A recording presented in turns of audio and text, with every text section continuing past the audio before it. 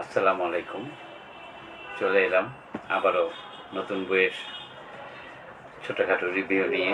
আমাদের নিয়মিত আয়োজন বই কথা। আপনারা জানেন আমরা নিয়মিত নতুন নতুন বইয়ের তথ্য দিচ্ছি আমাদের প্রতিভা প্রকাশ পেজে। আজকে আমরা যে বইটি নিয়ে কথা বলবো এটি একটি গল্পের বই। বইটির নাম কাল ঘুম, লিখেছেন পলি রহমান। পলি রহমান নিয়মিত কবিতা লিখতেন, এটাই তার প্রথম গল্পের বই। প্রথমেই লেখকের সামান্য একটু পরিচিতি আমরা তুলে ধরি। পলি রহমানের জন্ম 6 মে ঢাকা জেলার কল্যাণপুরে। বাবা অবসরপ্রাপ্ত সরকারি কর্মকর্তা, মা গৃহিণী। ধর্মীয় গোড়ামি মুক্ত একটি সাংস্কৃতিক পরিবারে তার জন্ম এবং বেড়ে ওঠা। পলি রহমান সমাজ কল্যাণে স্নাতকোত্তর করেছেন। ব্যক্তিগত জীবনে তিনি এক কন্যা সন্তানের জননী। পশুপ্রেমী পলি রহমান সময় এবং নিয়মানুবর্তিতা মেনে চলতে পছন্দ করেন।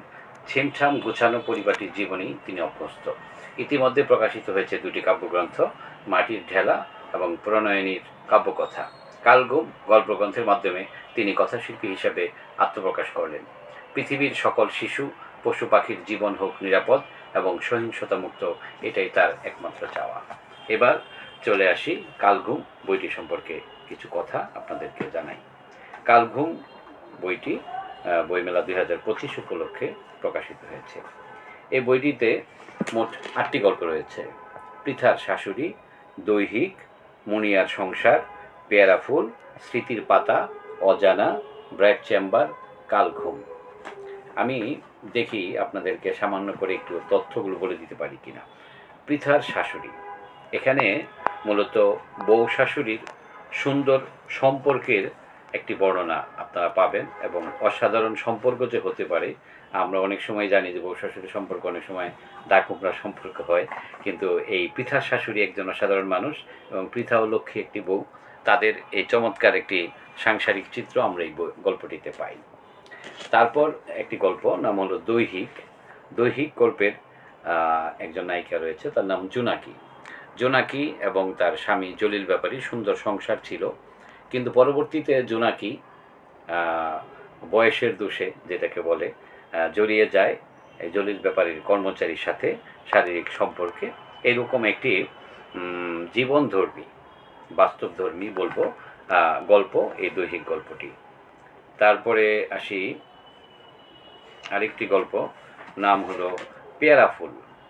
এই পেয়ারা ফুলের গল্পের ভিতরেও আসলে আমরা সমাজে বা নিম্ন শ্রেণীর মানুষের ভিতরে যে বিভিন্ন রকম আচরণ দেখতে পাই, যেমন এক স্বামী রেখে আরেক স্বামীর কাছে চলে যাওয়া, কিংবা স্বামী 2টা বিয়ে করতেছে, এই রকম যে ঘটনাগুলো, এবং স্বামী তার স্ত্রীকে নির্যাতন, এই রকম বিষয় আশয়গুলো গল্পের ভিতরে এসেছে। এই গল্পটার শিরোনাম হলো পেয়ারা ফুল। তারপর আরেকটি গল্প হলো স্মৃতির পাতা।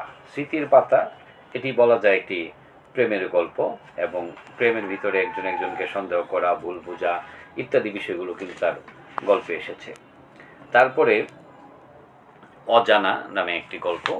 এই গল্পে আসলে 2 বান্ধবীর আলাপচারিতা এবং বক্তব্যের মধ্য দিয়ে ধর্ষণ নিয়ে একটি গল্প বলা যায়। এখানে আসলে সমাজের উচ্চবিত্তরা নিম্নবিত্তকে ধর্ষণ করেও পার পেয়ে যায় একে অন্যের উপরে দোষ দিয়ে। এই গল্পের ভিতরে আমরা সেই দৃশ্যটাও দেখতে পাই। তারপর হলো ব্রাইট চেম্বার।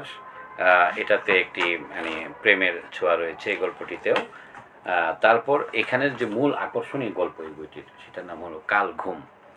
কালঘুম গল্পটা খুব টাচি, এবং এই বইয়ের অধিকাংশ গল্প কিন্তু আমাদের দেখাশোনা পরিবারের, সমাজের খুব পরিচিত মুখের চরিত্রগুলো কিন্তু এই বইটিতে এসেছে। আর সর্বশেষ গল্প কালঘুম, এবং যেটা থেকে বইয়ের নামকরণ। এটি একটি বাস্তব গল্প, বাস্তবতা উপলক্ষে গল্প বলবো। আমরা এইরকম গল্প মানুষের মুখে মুখে শুনেছি, কিন্তু গল্প আকারে সাহিত্য আকারে কখনো আসলে উঠে আসেনি। যেমন আমি একটু পড়ে শোনাচ্ছি। আজ নাজমার এত ঘুম পাচ্ছে কেন সে বুঝতে পারে না। ছেলে চৌকি থেকে নিচে পড়ে যাবে এই ভেবে নাজমা ঘুমাতে ভুলে গেছে, কিন্তু আজ চোখ ভেঙে ঘুম আসছে নাজমার। রাজা ঘুমিয়ে আছে, মজনু ঘুম দিয়েছে খেয়ে। রাজা হলো ছোট্ট বাচ্চা, মজনু তার স্বামী এবং নাজমা, 3 জনের সংসার। কারেন্ট নেই 2 দিন ধরে। নাজমা হারিকেন জ্বালিয়ে রাখে সারা রাত। ছেলের পিঠে হাত রেখে নাজমা কখন যে ঘুমিয়ে তলিয়ে যায় টের পায় না। হঠাৎ ঘরের ভিতর পানি ঘটলানোর আওয়াজ হতে থাকে। এটা বন্যার সময়ের একটি গল্প। মজনুর ঘুম ভেঙে যায়, সাথে সাথে ভাবে বড় কোনো মাছ বুঝি পানি ঘটলায়। মুহূর্তের মধ্যে টেডা নিয়ে এক ঘায়ে তুলে আনে মাছ। হারিকেনের আবছা আলোয় মজনু দেখে এত মাছ নয়, 6 মাসের রাজার কচি শরীর টেডার অসংখ্য ধারালো কাটায় এফর এফর হয়ে গেঁথে আছে। মুহূর্তের মধ্যে ঘরের পানিগুলো লাল টকটকে হয়ে যায়। এত লাল রং মজনু একসাথে কখনো দেখেনি। মজনু ভাবে, আজ নাজমা এত ঘুমায় কেন? আপনারা বুঝতে পারছেন যে এটি একটি বাস্তব বন্যার একটি গল্প, জীবনমুখী এবং চমৎকার করে সেই পুরনো গল্পকে আবার নতুন ধাঁচে তুলে এনেছেন। ফলির রহমানের ছবি তো আসলে আপনারা দেখেননি, এই সেই ফলির রহমান, কবি এবং কথাশিল্পী।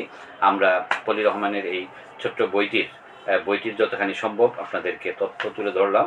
এই বইটি রয়েছে 5 ফরমার, মানে হলো 80 পৃষ্ঠা বইটির মুদ্রিত মূল্য রয়েছে 250 টাকা। বইটি প্রকাশিত হয়েছে প্রতিভা প্রকাশ থেকে। আপনারা চাইলে বইটা আমাদের পেজে অর্ডার করতে পারেন, অথবা আপনাদের পছন্দের যে কোনো অনলাইন শপে অর্ডার করতে পারেন। আমরা আমাদের পেজে অর্ডার করলে কুরিয়ারে আপনাদেরকে ঠিকানায় পাঠিয়ে দিতে পারবো।